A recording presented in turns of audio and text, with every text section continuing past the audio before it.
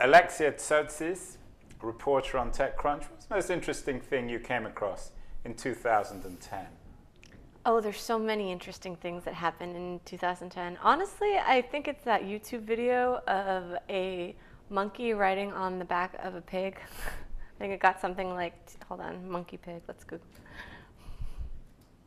Yeah, I know this isn't like Facebook hitting 500 million users or Groupon almost getting sold to Google or any serious thing, but this monkey pig video got like 3.3 million views on YouTube, and it's just this cute little monkey on the back of a pig.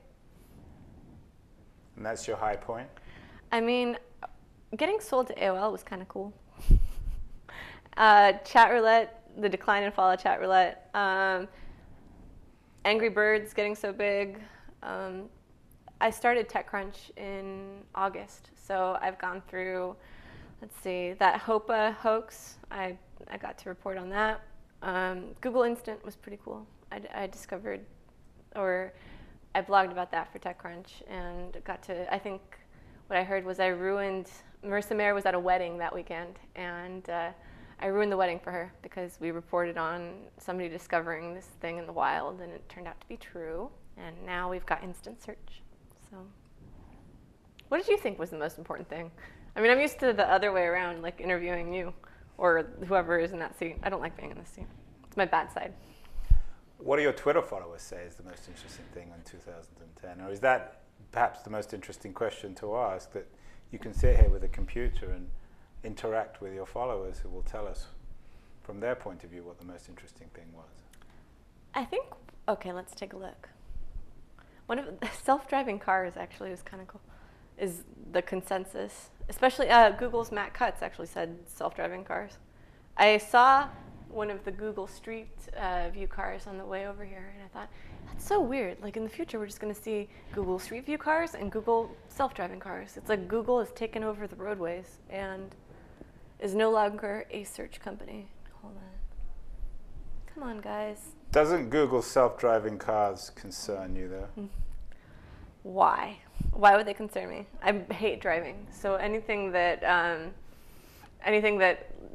lets me not drive and get to places is a big thumbs up. Why does it concern you? Well, I'm always a bit nervous of cars driving themselves. What happens when kitchens start cooking themselves? I don't think kitchens are ever going to cook themselves. Maybe Google's working on a self-cooking kitchen, but what would that entail? Like something going to the fridge, or like it would entail a pipeline. People are going to start saying I'm stoned during this thing again. It would entail a pipeline from the fridge to the oven where the food would go. I'm seriously not stoned, I promise. Where the food would go from the fridge into the oven and cook itself, and then there'd have to be some kind of notification system, and you could go eat the food. But it'd be crappy anyways. Like it wouldn't be an art. Driving's not an art. Driving is a utility. So that means that like if somebody wants to automate it, cool. I don't think there's going to be self-driving race cars. That defeats the purpose of racing as a competition. But going from place to place isn't necessarily something that is part of culture. Or it's not something that people, it's not an art. It's not something that people like pride themselves on the quality of. What happens though when the self-driving cars start driving themselves without human beings?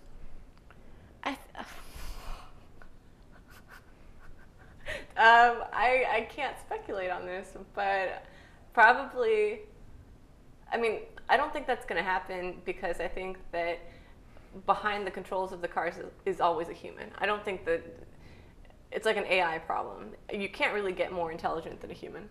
You can get better and faster at running algorithms, but you can't get better at like shutting yourself on and off. I know this is a big science fiction thing, but I do believe that behind those cars is a human brain that's like, whoa, the cars have gone off the res. Let's get them back in. Jesus. I'm gonna look back on this interview and be like, wow. I'm sick, by the way. Sick. I've got a sinus infection. I know that sounds really cool. But mentally you're okay. No, mentally I'm fine. What else cool happened this year? Well, Twitter just got 200 million in funding, which is crazy.